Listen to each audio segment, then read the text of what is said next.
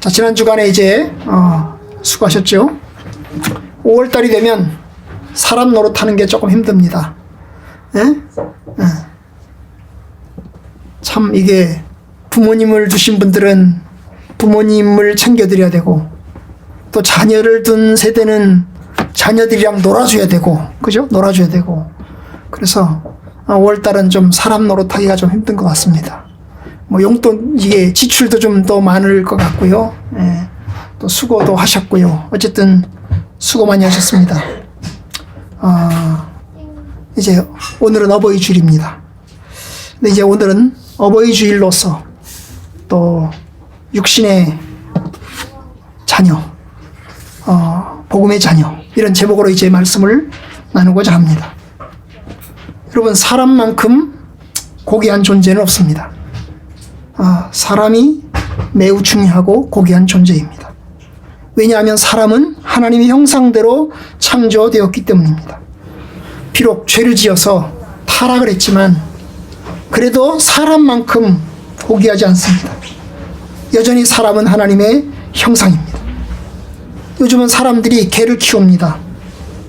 사람들이 개를 일컬어서 반려견이라고 이야기를 합니다. 그래서 사람들이 이제 아이 대신에, 사람 대신에 개를 키웁니다. 우리나라 대통령 자녀가 없습니다. 늦게 결혼해서 자녀가 없어요. 그 대신에 개를 키웁니다. 열심히 개를 키웁니다. 그리고 이제 식용, 보신탕 먹는 것도 금지하게 하려고 하고, 아주 개를 사람처럼 하게 하려고 합니다. 집무실에도 데리고 가고요. 그렇게 합니다. 근데 여러분 아셔야 돼요. 개는 반려견이 될 수 없습니다. 개와 사람은 비교할 수 없습니다. 여러분, 옛날에는 개를 반려견이라고 하지 않았어요. 뭐라고 그랬죠? 애완견이라고 했습니다. 애완견이란 뭘까요? 가까이 하면서 귀여워하면서 기르는 개입니다. 성경에도 개가 나와요. 성경을 읽다 보면요, 성경에도 사람들이 개를 키우는 이야기가 나옵니다. 예수님이 어느 이제 마을에 들어가요. 예수님이 어느 마을에 들어갑니다. 그런데 거기에 이 가난한 여자가 와서 이야기합니다. 내 딸을 고쳐주세요. 내 딸을 살려주세요. 이야기합니다. 그때 예수님 말씀하시잖아요. 내가 떡을 취해서 자녀에게 줄 것을 개에게 주는 것이 마땅치 아니하니라. 그럴 때 그 여자가 이야기합니다. 주님 말씀이 옳습니다. 그러나 개도 상에서 떨어지는 부스러기는 먹습니다. 그 이야기 하죠, 그죠? 여러분, 그 말씀 가운데 보시면 개가 어디 있어요? 집에 있는 겁니다. 사람들이 먹는 식탁에서 밥을 먹는 그 식탁 밑에 개가 있는 겁니다. 사람들이 먹는 음식을 개가 먹는 겁니다. 그래서 우리 마을, 제가 어릴 때도 우리 동네에 사람들이 개를 키웠습니다. 일종의 똥개죠. 그래서 이제 아무거나 먹으니까 똥개라고 그런 거예요. 그런데 이제 사람들이 먹다 남은 밥을 이제 줍니다. 그래서 먹여서 키웁니다. 도둑이 오면 짖기도 하고요. 그 다음에 꼬리를 흔들면서 인사도 하고요. 그래서 사람들이 그걸 위로 삼아서 키웠습니다. 근데 여러분, 그건 애완견입니다. 반려견이라는 말은 최근에 나온 용어입니다. 반려견은 한 가족처럼 더불어 살아가는 개를 이야기합니다. 아마 시각장애인에 있어서, 시각장애인은 앞을 볼 수 없으니까 개가 앞길을 인도해 주잖아요. 그죠? 그런 면에서 반려견이라고 이야기하는 것으로부터 시작된 것 같습니다. 그러나 어쨌든 개를 가족의 구성원으로 생각합니다. 요새는 사람들이 개를 업고 다니기도 하고요, 안고 다니기도 하고요, 유모차에 태워 다니기도 하고요, 그리고 아가야 아가야 이렇게 합니다. 여러분, 개는 아가가 될 수 없습니다. 개는 개입니다. 여러분, 개는 사람이 될 수 없습니다. 개는 하나님의 형상이 될 수 없습니다. 개는 분명히 말씀드립니다. 개는 애완견입니다. 반려견이 아닙니다. 개는 하나님의 형상이 아닙니다. 사람들이 개를 보면서 이쁘다고 하고 같이 먹어요. 제가 어떤 영화를 보다 보니까요, 사람들이 앉아서 같이 일가족이 먹습니다. 일가족이 먹는 식탁 위에 이제 밥을 먹는데 어떤 사람이 이제 개를 데리고 와가지고 사람들이 먹는 그 밥상에 같이 앉아가지고 그 식탁에 있는 밥을 먹게 하는 거예요. 먹게 하는 거예요. 드라마. 네? 드라마. 거기 보니까 이제 부잣집의 그 큰딸 그렇게 하더라고요. 여러분, 개는 애완동물입니다. 사람과 같이 겸상할 수 없습니다. 개는 사람이 아닙니다. 짐승에 불과한 겁니다. 우리 사람들에게 도움을 주고 이로움을 준다고 해도 여전히 개는 개입니다. 똑똑한 개도 있습니다. 그러나 여전히 개는 개입니다. 오직 사람만이 하나님의 형상입니다. 저희 집에 이제 시은이가 오게 된 계기가 있습니다. 저희가 이쪽으로 이제 2010년에 이곳으로 옮겨왔잖아요. 옮겨오고 나서 이제 우리 큰애가 이제 로스쿨 간다고 기숙사에 들어가고, 그 다음에 이제 둘째 주영이가 이제 군대를 가게 됐습니다. 처음에 여기 올 때는 목회할 일이 많을 거라고 생각을 했습니다. 목회만 하고 싶었어요. 성도들이 꽤 있을 걸로 생각을 했어요. 와서 보니까 아시는 대로 성도들이 없었죠. 목회할 일이 없었습니다. 둘이, 제가 삼식이로서 같이 제 아내랑 같이 밥을 먹는 게 참 힘들었어요. 제 아내가 너무 심심해하는 겁니다. 그런데 이제 주은이가 이야기를 하는 거예요. 엄마, 개를 키우는 게 어때? 개를 키우는 게 어때? 이야기하는 거예요. 여러분, 개를 키우려면 마당이 있어야 되잖아요. 그런데 마당이 없는 집에 살잖아요. 그죠?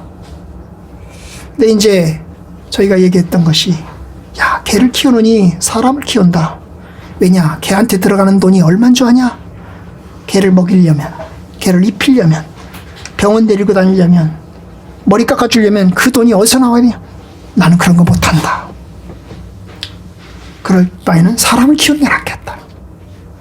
근데 그 즈음에 우리 노회 안에 목사님들 중에서 이제 입양하는 목사님들이 계셨습니다. 저희 동료 목사님 중에 한 분이 만날 때면 계속해서 이제 이야기를 하는 거예요. 뭐라고 얘기냐면, 애가 불교 집으로 가면 불교인으로 자라고, 그죠?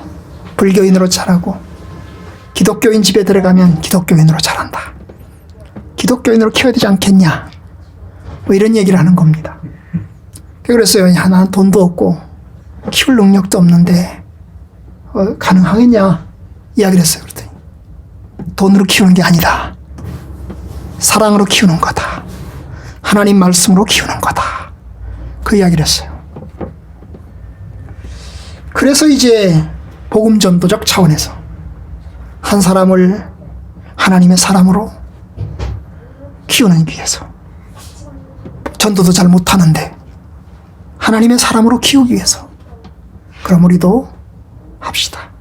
이래가지고 이제 데려오게 되었습니다.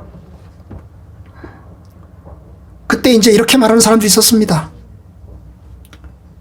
머리 검은 짐승은 거두는 게 아니오. 누가 했을까요? 제가 얘기를 했더니 머리 검은 짐승은 거두는 게 아니야. 부정적이죠, 그죠? 제주도 형님한테 이야기를 했어요. 전화를 했죠. 저희가 이제 아이들을 데려옵니다. 그랬더니 뭐라고? 그 뭐하러 데려와? 너 자식이 없냐? 그러더라고요. 자식이 없냐? 그래서 이제 제 여동생한테 얘기를 했어요. 여동생이 이제 대신 제주도에다가 얘기를 한 거예요. 오빠 그따위 소리 하려면, 응? 그런 소리 하려면 오빠가 결정한 건데, 작은 오빠가 결정한 건데 그거에 대해서 가타부터 얘기하지 마요. 이야기를 이제 저 대신 이야기를 해줬죠. 여러분, 그렇게 해서 이제 우리 가족이 이제 탄생한 것입니다. 한 사람이라도 그리스도의 사람으로 세우고자. 아마 제 아내의 처형들도 뭐라고 했을 겁니다. 건강도 별로 좋지 못한데, 그리고 돈도 별로 없는데, 자녀가 없는 것도 아닌데 뭐하러 이제 늙어맞게 다시 고생하려고 하냐? 이런 이야기를 이제 했습니다. 어쨌든 그런 반대를 무릅쓰고 저희들이 들어왔어요. 들어오고 나서 지금까지 컸습니다. 하나님의 은혜로 잘 커가고 있습니다. 여러분, 요즘은 사람들이 결혼하지 않고 자녀도 낳지 않습니다. 여러분, 1973년도에 우리나라 표어가 뭔지 아십니까? 아들, 딸 구별 말고 둘만 낳아 잘 기르자. 그 전까지 자녀를 많이 낳았어요. 바글바글했습니다. 8명, 9명 막 이렇게 낳았어요. 뭐 3명은 작아요. 2명은 아주 작아요. 뭐 4명, 5명, 6명이 기본인 거예요. 저희 큰어머니, 이제 저희 아버지가 제 어머니를 이제 2번째 부인으로 얻으셨잖아요. 큰어머니 밑에 자녀들이 5명 있습니다. 5명 있어요. 그게 보통이었어요. 그게 보통이었습니다. 그런데 이제 인구 문제가 커지니까 나라는 어렵죠. 인구 문제가 커지니까 박정희 대통령 뭐예요? 이렇게 표를 한 거예요. 아들, 딸 구별 말고 둘만 낳아 잘 기르자. 그 전까지 아들을 바랬잖아요. 아들을 어떻게 하든지 아들을 낳으려고. 딸이 9명이어도 아들을 낳으려고 10번째를 낳았어요. 응? 그렇죠? 딸이 9명, 10명이어도 아들을 낳기 위해서 낳았어요. 낳으려고 했는데 딸을 낳은 거예요. 딸을 낳은 거예요. 얼마나 원망스러웠을까요? 아마 원망했을 겁니다, 아마. 그리고 또 낳았잖아요. 결국 마지막에 아들을 낳았어요. 아들을 낳을 때까지 계속 낳는 거예요, 아마. 그죠? 그 다음에 동생이 아들이 아니었으면 또 낳았을 거예요, 아마. 확신합니다. 그게 우리 세대였어요. 우리 어른들의 세대였어요. 그런데 이제 인구가 커가니까 어떻게 합니까? 아들, 딸 구별하지 말고, 딸, 아들 구별하지 말고, 아주 잘한 겁니다. 아들, 딸 구별하지 말고, 이건 아주 잘한 거라고 봐요. 둘만 낳아 잘 기르자. 많이 하는 게 중요한 게 아니고 둘만 낳아서 잘 기르자. 그 전까지는 아들한테는 교육을 했어요. 아들한테는 에너지를 집중을 했어요. 근데 딸한테는 어땠어요? 무시했어요. 너 야간 상고 가라, 대충 시집 가라, 이런 식으로 생각했어요. 그런데 표어를 가지면서 둘만 낳아 잘 기르자. 이제 딸도 이제 잘 키우기 시작하는 세대가 됐어요. 그래서 딸도 대학 보내고, 그죠? 여러분, 그런 시대가 됐어요. 박현덕 씨는 복 받은 거예요. 왜요? 박현덕 씨는 여자잖아요. 여자이면서 대학을 나왔어요. 그래서 이제 시대가 바뀌면서 둘만 낳기 시작을 했어요. 아들, 딸 이렇게 낳기를 원했죠. 그래서 이제 낳아서 이제 열심히 키우는 거예요. 딸 가르치듯이 아들 가르치고, 아들 가르치듯이 딸 가르치고 그랬어요. 딸도 아들처럼 키우고, 그렇죠? 그러니까 딸도 그냥 비행사 만들려고 하잖아요. 그런데 여러분, 이제 90년대에 들어오면서 표가 또 바뀌었어요. 어떻게 바뀌었을까요? 잘 키운 딸 하나, 열아들 안. 오! 둘도 많다. 하나만 키우자. 둘도 많다. 하나만 키우자. 이걸로 표정을. 뭐 잘 키운 뭐라고? 딸 하나, 열아들 안. 잘 키운 딸 하나예요. 딸 하나, 10아들 안 부럽다. 10아들 안 부럽다. 그래서 이제 하나만 낳아라.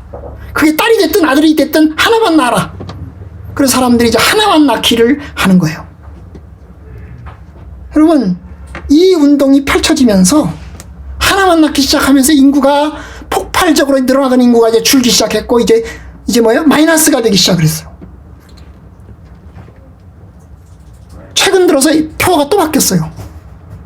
뭐라고 바뀌었을까요? 2005년부터 표가 바뀌었는데요. 엄마 아빠 혼자는 싫어요. 엄마 아빠 혼자는 싫어요. 그럼 뭐예요? 이제 더 나는 거죠. 어른들이 만든 표예요. 애들이 만든 표가 아니에요. 엄마 아빠 혼자는 싫어요. 인구가 줄고 어려움을 당하니 좀 더 낳자는 겁니다. 여러분, 이렇게 시대마다 가족 관련된 표어들이 바뀌면서 변해왔어요. 최근 들어서 이제 인구가 노령화가 되고 있고 자녀를 낳지 않아요. 현재 우리나라 인구는 이제 줄어들기 시작했어요. 원래는 2029년이 정점으로 생각했어요. 2029년을 정점으로 해서 인구가 줄 것이라고 생각을 했어요. 그런데 2021년부터 인구가 줄기 시작했어요. 몇 년 전부터 인구가 줄기 시작했어요. 생각했던 것보다 좀 더 빨리 인구가 줄기 시작한 거죠. 지금 현재 인구는 한 사람당 한 사람이 만나서 결혼하면 원래 2명을 낳아야 본전이에요. 그죠? 그런데 한 사람당 한 사람이 낳아서 결혼하면 어때요? 거기서 한 명이 채 안 나와. 0.7명이에요. 0.7명. 0.7명. 그러니까 그 말은 뭐예요? 결혼했는데 아기 안 낳고 사시는 분들이 많다는 거죠. 또 늙음하게 결혼하신 분들, 늦게 결혼하신 분들, 지금 결혼이 점점 늦어지잖아요. 늦게 결혼하시는 분들은 아기를 안 낳아요. 그냥 우리 둘이 재미있게 즐겁게 살자, 이래가지고 아기를 안 낳으십니다. 이게 이제 추세예요. 어디까지 갈까? 가면 2370몇 년 가면 우리나라가 없어질 거라고 하는 얘기도 나와요. 없어질 거라는 얘기도 나와요. 이 추세로 가면 이제 우리나라가 없어질 수도 있다고 하는 추세도 나옵니다. 근데 여러분, 자녀가 여럿이면 우리는 가정을 통해서 태어나잖아요. 그리고 가정을 통해서 살아가잖아요. 그리고 우리가 죽었을 때 또 가정 안에서 이제 어떻게 매듭을 짓잖아요. 그죠? 근데 여러분, 홀로 된 자녀는 부모의 일에 부담이 엄청나게 큽니다. 부모님이 아프다든지, 아니면 돌볼 일이 생긴다든지, 혹은 장례식이 치러진다든지, 이렇게 하면 자녀 부담이 엄청나게 커져요. 요즘은 자녀들이 부모님을 계속해서 모시는 세대가 아니고 나이가 들면 요양원으로 들어가는 세대이기 때문에 여러분, 그 부담이 엄청나게 큽니다. 부양비에 있어서, 장례에 있어서 부담이 큽니다. 그러니 어떻게 하겠어요? 성경은 뭐라고 얘기합니까? 성경은 많이 낳으라는 겁니다.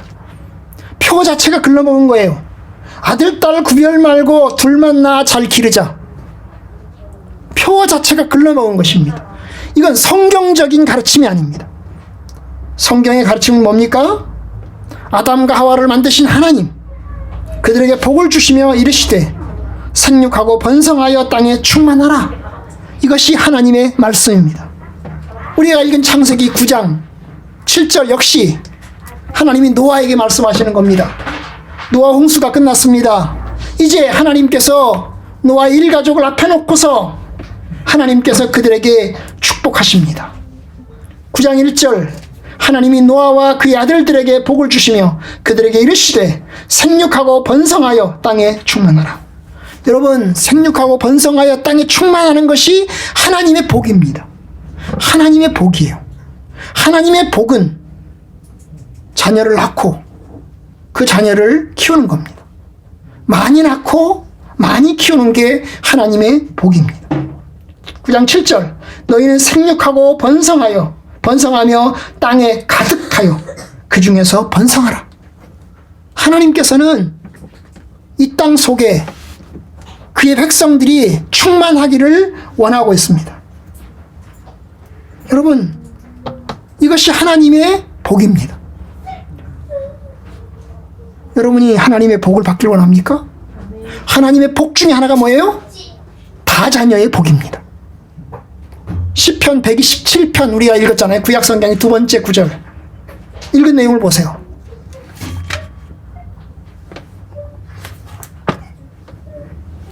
보라, 자식들은 여호와의 기업이요 태의 열매는 그의 상급이로다. 여러분, 자식들이 뭐라고요? 하나님이 주신 상이라는 거예요. 그의 상급이로다. 자식은 뭐라고요? 하나님의 선물이로다. 여기 기업이라는 말 있잖아요. 기업. 이 기업이라는 말은 회사를 이야기하는 말이 아닙니다. 회사를 이야기하는 기업, 그런 의미에서 기업이 아니고, 여기서 기업이라는 말은 선물이라는 뜻에서 유업이라는 뜻입니다. 자녀들은 하나님의 선물이고 하나님이 주시는 상이라는 거예요. 부모에게 주시는 상이라는 거예요. 여러분, 자녀를 낳으면 그 부모에게는 하나님의 은혜가 있다는 거예요. 이것이 성경이 말하는 것입니다. 여러분, 자녀는 내가 낳고 싶다고 언제든지 낳을 수 있는 게 아닙니다. 하나님이 주셔야 낳을 수 있는 겁니다. 하나님이 주셔야 낳을 수 있어요. 여러분, 야곱이 4명의 부인을 뒀잖아요. 첫 번째 부인이 레아입니다. 원래 야곱은 라헬을 사랑했어요. 라헬하고 결혼하고 싶었어요. 한눈에 보자 반했어요. 그런데 이 처갓집에서 장인어른 되시는 분이 어때요? 거짓 속임수로 큰 딸을 집어넣은 것입니다. 그래서 할 수 없이 큰 딸을 부인으로 삼을 수밖에 없었습니다. 큰 딸은 자기가 좋아하는 여자가 아니에요. 별로 좋아하지 않는 여자예요. 그런데 놀랍게도요, 좋아하지 않는 이 라헬을 통해서 자식이 몇 명 나는 자식입니까? 12명 중에서 6명이 태어납니다. 뭐라고요? 라헬을 통해서 6명이 태어나요. 레아를 통해서 6명이 태어나요. 좋아하지 않는 여자예요. 그런데 좋아하지 않는 여자를 통해서 6명의 자녀가 태어납니다. 라헬이 가장 좋아하는 라헬은요, 여러분, 자식을 못 낳아요. 그래서 라헬이 부부싸움을 합니다. 성경에 보면 부부싸움을 해요. 나도 내 언니처럼 자식을 낳고 싶다. 나에게 자식 좀 달라. 왜 자식 나 못 낳게 하냐? 라고 이야기합니다. 창세기 29장인가 보면 야곱이 뭐라고 하는지 아십니까? 내가 하나님이냐? 내가 자식을 낳게 하는 사람이냐? 여러분, 자식은 하나님이 낳게 하셔야 하는 겁니다. 맞아요. 자식은 하나님이 낳게 하셔야 하는 겁니다.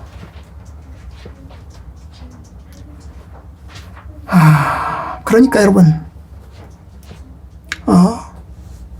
자식은 내가 낳고 싶다고 낳을 수 있는 게 아니에요. 언제든지 내가 낳고 싶다고 딱 마음만 먹으면 생기는 게 아닙니다. 이제 네이버에 입양 카페가 있습니다. 저는 입양 카페에 이제 들어있는데요, 올라오는 글들을 봅니다. 상당수 많은 사람들이 결혼했는데 아기가 안 생긴대요. 그래서 아기를 낳기 위해서 여러 가지 시도를 합니다. 시험관 시도도 하고요. 시험관도 여러 번 합니다. 그러면서 지치는 거예요. 그러다가 이제 마지막에 아기를 꼭 갖고 싶어서 찾아 들어오는 것이 입양 카페입니다. 입양 카페. 그렇게 들어오는 사람들이 엄청나게 많아요. 아기를 낳고 싶은데 아기가 안 생겨서, 그래서 입양의 길로 나서는 사람들이 엄청나게 많아요. 그런데 여러분, 신청하잖아요? 여자애 같은 경우는 3년을 기다린답니다. 3년을. 신청하고 나서 3년을 기다려야 돼요. 뭐 조건도 까다로워요. 서류도 이만큼 내야 됩니다. 저희도 이만큼 냈어요. 뭐 졸업증명서부터 시작해가지고요, 뭐 별거 다 냈어요.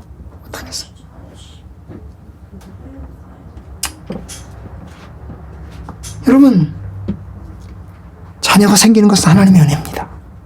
하나님의 선물입니다. 거기다가 그 자녀가 딸인지 아들인지 결정할 수도 없어요. 결정할 수 없습니다. 뭐 내가 원치 않으니까 나는 아들을 낳고 싶은데 딸이 생겼으니까 낙태해버리고 낳고 아들을 낳으려고 하고, 이런 사람들도 있어요, 불법으로. 근데 여러분, 선택하거나 골라서 낳을 권한이 없습니다. 하나님이 주시는 대로 낳을 뿐입니다. 생명 자체가 하나님이 주시는 거예요. 임신되는 것 자체가 하나님이 주시는 거예요. 내가 갖고 싶다면 언제든지 가질 수 있는 것이 아닙니다. 여러분, 생명은 하나님이 주시는 겁니다. 성별도 어찌할 수 없고 생명을 낳는 것도 어찌할 수 없습니다. 그러니 하나님의 선물이고 하나님의 상급인 것입니다. 하나님의 은혜인 것, 선물인 것을 모르고 인간의 뜻대로 좌지우지할 수 없습니다. 그런데 그 다음에 성경에 뭐라고 그랬어요? 시편에 보면 또 그 얘기를 하잖아요. 127편 4절. 젊은 자의 자식은 장사의 수중에 화살 같으니 이것이 그의 화살통에 가득한 자는 복되도다. 그 자식이 뭐 같다고요? 화살 같다고. 여러분, 화살통이라고 하면 전쟁터에 나가는 군인이 사용하는 거잖아요. 군인이 화살통에 화살이 많으면 든든하잖아요. 언제든지 적과 맞서 싸울 수 있잖아요. 그런데 화살통에 화살이 한 개밖에 없어 봐요. 한 개 쓰고 나면 그 다음에 아무것도 없잖아요. 그렇죠? 바로 그 얘기를 하는 겁니다. 젊은 자의 자식은 장사의 수중에 화살 같으니 이것이 화살통에 가득한 가득한 자는, 자녀가 많은 사람은 어떠다고요? 복되도다, 복되도다. 자녀가 많은 사람은 복되도다. 다자녀는 복입니다. 다자녀는 복이에요. 사람들이요, 둘만 낳으려고 합니다. 그런데 원치 않게 어떻게 하다가 세 번째가 임신이 됩니다. 그러면 덜컹 겁이 납니다. 아니 도대체 왜 난 거야? 그러면서 슬퍼집니다. 여러분, 자녀가 많은 건 복입니다. 낳을 수 있으면 낳으셔요. 지금이라도 낳을 수 있으면 낳으세요. 복입니다. 성경에 얘기하잖아요. 이것이 그의 화살통에 가득한 자는 복되도다. 복되도다. 그들이 성문에서 원수와 담판할 때, 싸움하는 거죠, 그죠? 성문에서 원수와 담판할 때 자녀가 많으면 든든하기 때문에 뭐예요? 꿀리지 않고 수치를 당하지 아니하리로다. 듬직합니다. 이것이 성경의 가르침입니다. 아니 어떻게 나요? 집도 구할 돈이 없고 어떻게 키워요? 여러분 하나님이 키우십니다. 아니 집 없어 결혼도 못 하는데요. 아니 어떻게 나요? 하나님이 키우십니다. 사실 저희도 처음에 한 명만 낳으려고 했어요. 저희는 가족 계획 자체를 세우지 않았어요. 신혼 초에 이제 임신이 됐죠. 너무 가난했기 때문에 집어들 돈도 없었어요. 방 하나, 어느 목사님이 새들어서 지하에 새들어 사는 방에 주인이 전세금 올려달라고 하니까 목사님이 전세금 올릴 돈이 없으니까 방 하나 또 새로 넣은 거죠. 또 새로 넣은 거예요. 그분도 아들만 둘이었어요. 그죠? 아들만 둘인 목사님. 그러니까 그들은 한 방에서 4명이 자는 거예요. 방 하나 새를 주니까. 거기서 우리 큰애가 태어났습니다. 부엌은 같이 쓰고. 여러분 너무 가난해서 막막했습니다. 한 명 잘 키울 수 있을까 생각을 했어요. 사실 그때 병원비 낼 돈이 없어가지고 병원비 없었어요. 제가 마침 이제 학생들 데리고 지리산에 수양회를 가느라고 출타했어요. 그 출타한 시간에 큰애가 태어났습니다. 병원비는 처형께서 지불해 주셨고, 그래서 이제 한 명이 태어났어요. 그런데 한 명을 낳고 나서 저희가 분가를 했죠. 구로동으로 분가를 했어요. 120년 된 집에 분가를 했어요. 방이 아주 조그마한 방이 3개가 있는 방이었어요. 조그마한 방, 거기는 딱 2명 누우면 딱 맞는 방이에요. 그 방에 저희가 이제 누울 수 있는 방이에요. 근데 주은이를 데리고 이제 이사를 분가를 했거든요. 처형과 같이 살다가 이제 분가를 했어요. 그래가지고 이제 그 조그마한 방 하나, 그 다음에 조그마한 방 또 하나, 거기는 제가 책방으로 썼어요. 그리고 아주 조그마한 방, 부엌 옆에 또 조그마한 방, 가장 작은 방 하나, 거기는 이제 제 여동생이 이제 거기를 사용했어요.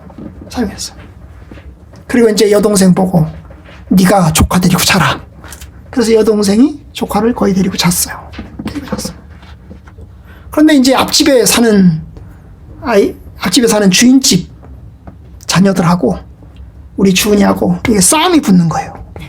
근데 그 집은 둘이에요. 우리 집은 1명이에요. 싸우니까 누가 이겨요? 걔네들이 이기는 거죠. 얘가 막 울고 오는 겁니다. 안 되겠다. 우리가 하나를 더 놔야 되겠다. 하나님 더 놔야 되겠어요. 그런데 우리가 돈도 없고요. 어떻게 해야 되겠습니까? 그러던 중에 하나님이 키워주시기를 바라면서 이제 둘째를 가졌어요. 둘째를 갖고 나서 어떻게 해요? 이사를 해야 되잖아요. 그 집에서 나올 수가 없어요. 그래서 이제 마침 우리 교회 이제 형제 한 분이 돈을 한 300만 원을 이제 주면서 이걸 얻어서 이제 이걸 가지고 보태서 이사하라고 그래가지고 좀 더 넓은 집으로 이사를 했어. 거기서 이제 둘째 주영이가 태어났어요. 하나님이 키워주시는 거죠. 키워주시는 겁니다. 제가 성수동에 있을 때 예사랑을 한 중에 성수중학교 앞에 이제 어린이집을 하는 목사님이 계셨어요. 근데 이 목사님은 자녀를 낳으셨는지 안 낳으셨는지는 잘 기억이 안 나는데 자녀를 여러 명을 입양을 하셨어요. 3명인가 4명인가를 입양을 하셨어요. 그리고 그때 이제 입양에 대한 이야기를 제가 조금 들었어요. 대단하다. 3명인가 4명이. 어린이집을 하니까 애들이 모자라잖아요. 그런데 걔네들이 어린이집의 최고 구성원인 거지요. 응? 구성원인 거지요. 그때 입양 생각을 조금 하긴 했어요. 그런데 사실은 그때 했어야 돼요. 저희는 그때 했어야 돼요. 왜냐하면 늦게 하니까 저희가 늙었고요. 그 다음에 힘들어요. 성수동에 있을 때 입양을 했어야지 되겠다는 생각을 지금 와서 제 아내랑 저랑 합니다. 조금 더 일찍 할 걸. 그러면 좀 더 여러 명을 할 수 있지 않았을까 생각을 합니다.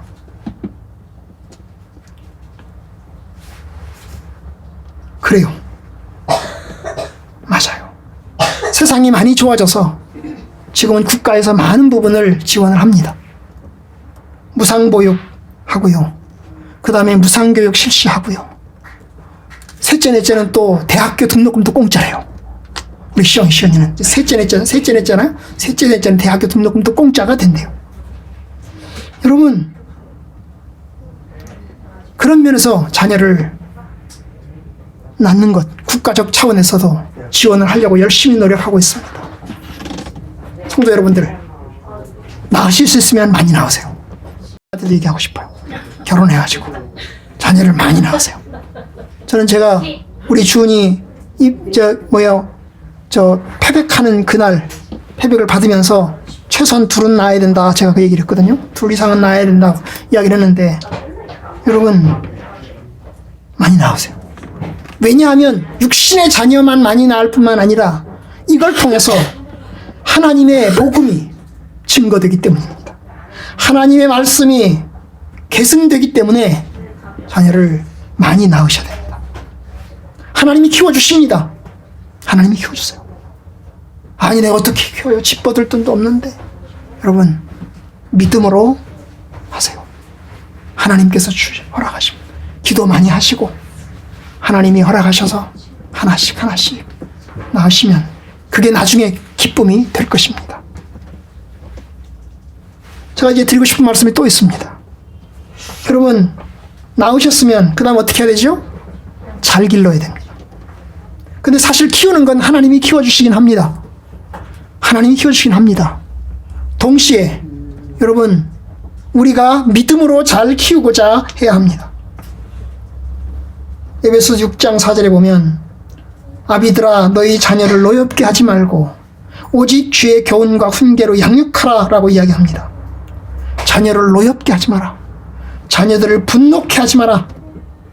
자녀 앞에 부모가 본이 되지 못하고 하나님의 뜻대로 살아가지 않을 때 자녀는 분노합니다. 부모가 외도하고 자식을 돌보지 않고 자기중심적으로 삶을 살아갈 때 자녀는 분노합니다. 상처를 많이 받습니다.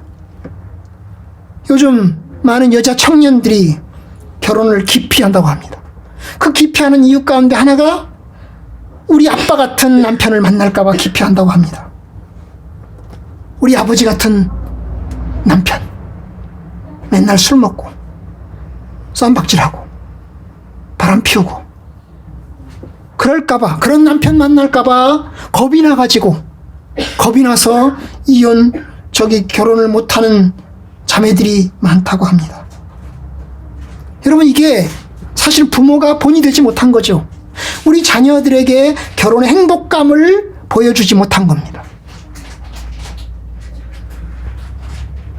제 주변에 있는 분도 결혼하지 않았는데 이유가 그런 거죠. 부모님 때문이에요. 부모님이 행복하게 사는 모습을 보지 못해서 결혼을 하겠다는 거예요. 겁난다는 거예요. 겁이 겁난다는 거예요. 여러분 자녀를 노엽게 하지 말아야 돼요. 부모 되신 분들 어때요? 주의 교훈과 훈계로 양육하라. 주의 교양과 훈계로 양육하라. 하나님의 말씀이 나의 삶을 지배하고 하나님의 뜻대로 내가 살아가는 모습을 우리 자녀들이 보는 것이 중요합니다. 우리 자녀를 우리의 자녀로 생각하지 말고 하나님의 자녀로 생각하고, 주의 말씀은 내 발의 등이요 내 길의 빛입니다 하는 이 말씀이 내가 참 주의 말씀을 따라 살려고 하면 우리 자녀들이 부모님을 존경하고 그들도 부모님처럼 되고 싶어 합니다. 하나님의 말씀으로 자녀를 잘 키우면 그들이 고난당하고 어려움을 당할 때 그 말씀이 자녀들에게 이길 수 있는 힘이 됩니다. 하나님 말씀을 늘 듣고 하나님 말씀을 가까이 하고 그러면 여러분 그것이 흘러가서 우리 자녀들에게도 흘러갑니다. 그래서 우리 자녀들도 하나님 말씀에 조금씩 젖어 들어갑니다. 그리고 그 자녀들에게 기적이 일어납니다. 사람이 떡으로만 사는 것이 아니요 하나님의 입으로 나오는 말씀으로 살 것이라고 하였습니다. 그러니 여러분, 하나님의 입으로 나오는 말씀으로 우리가 살면 우리 자녀들도 하나님의 입으로 나오는 말씀으로 살게 될 것입니다. 사실 사람은 영적인 존재입니다. 영적인 존재이기 때문에 하나님 말씀으로 살아야 합니다. 아무리 많은 재물을 가져도 행복하지 않습니다. 아무리 많이 쌓아놓아도 행복하지 않습니다. 아무리 많이 돈을 써도 행복하지 않습니다. 참된 행복은 하나님 안에 있기 때문입니다. 그럼 그걸 몰라요.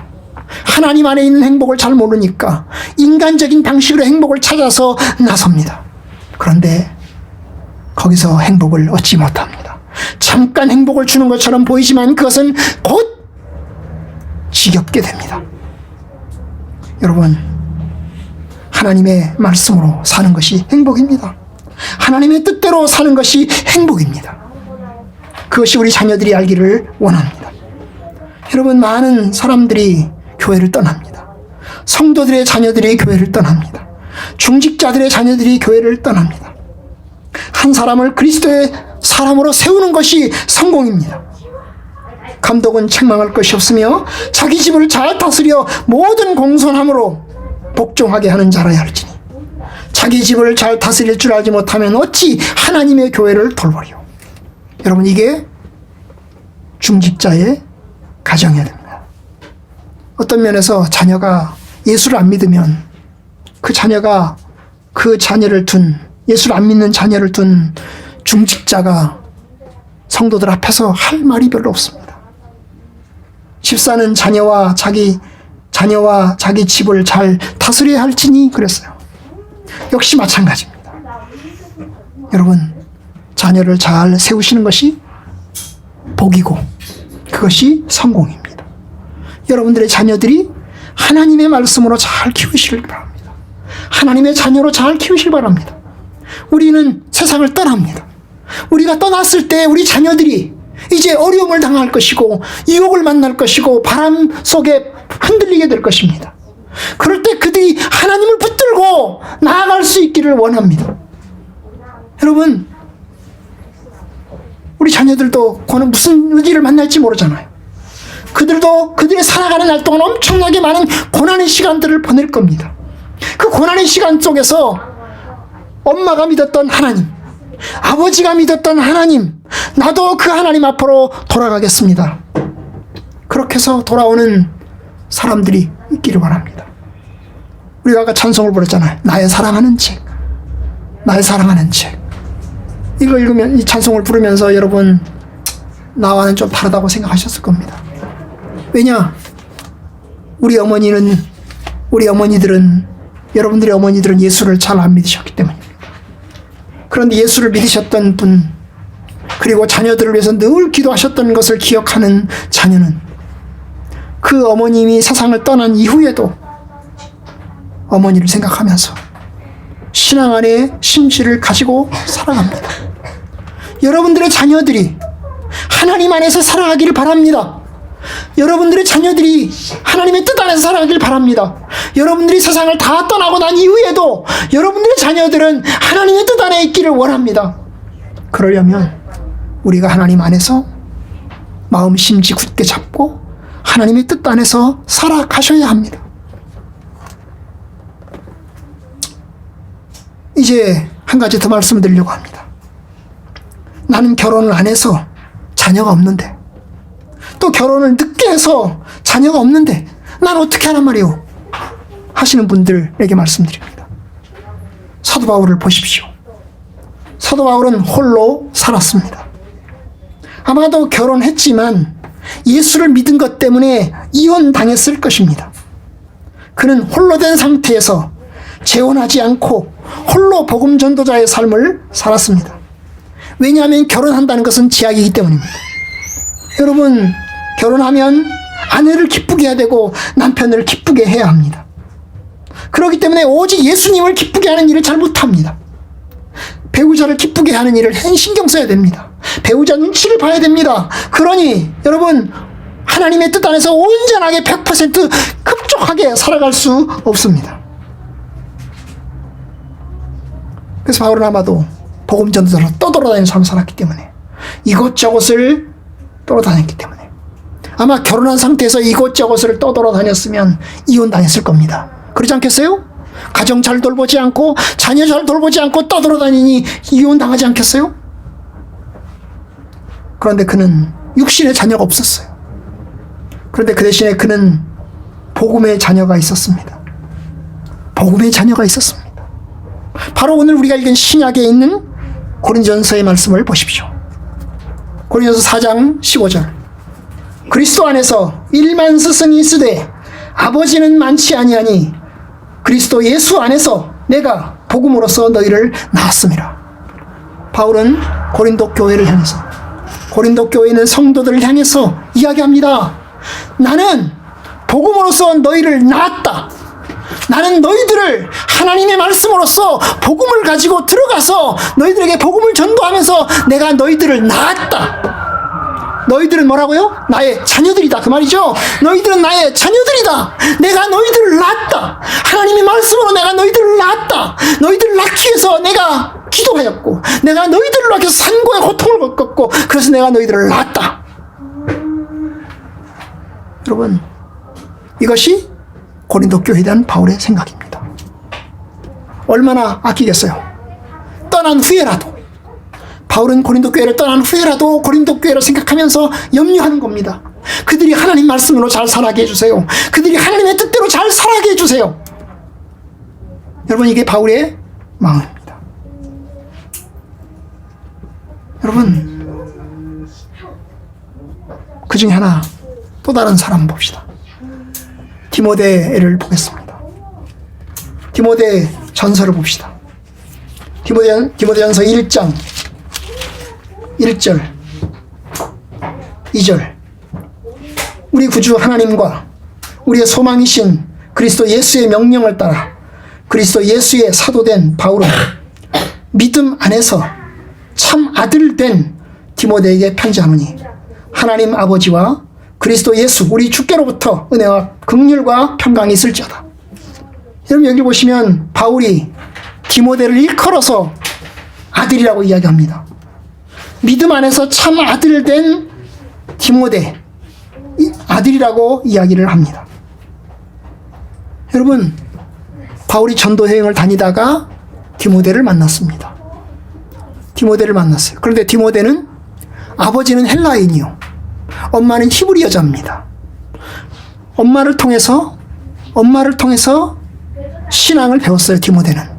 아빠는 헬라인이기 때문에 하나님을 몰라요. 예수를 믿지 않아요. 그런데 엄마를 통해서 신앙을 배웠습니다. 외할머니를 통해서 신앙을 배웠습니다. 히브리 여자이기 때문에. 그런데 어느 곳에 복음 전도하러 갔더니 거기 교회에서 디모데가 있는 겁니다. 그래서 이제 디모데를 데리고 전도여행을 떠납니다. 어머니 허락을 받았겠죠. 허락받았겠죠. 내가 이 아이를 내 아들로 삼아서 내가 키우고 싶습니다. 내가 양육하고 싶습니다. 아마 이 사람의 아버지, 이 디모데의 아버지는 아마 돌아가셨을 겁니다. 내가 이 아들을 키우겠습니다. 내가 돌보겠습니다. 그리고 데리고 다닙니다. 그리고 최선을 다해서 그 디모데를 가르칩니다. 하나님의 말씀에 부끄럽지 않는 삶을 사는 것을 보여주면서 그들에게 하나님 말씀을 가르쳤습니다. 하나님 말씀을 가르쳤어요. 바울이 낳은 또 아들입니다. 입양한 아들인 거죠. 복음 안에서 입양한 아들인 것입니다. 내 아들로 삼아서 내가 그에게 하나님 말씀을 가르치고 내가 주의 뜻을 가르치고 내가 신실한 모든 것을 내가 가르치기를 원하는 것입니다. 여러분, 복음 안에서 자식을 낳는 겁니다.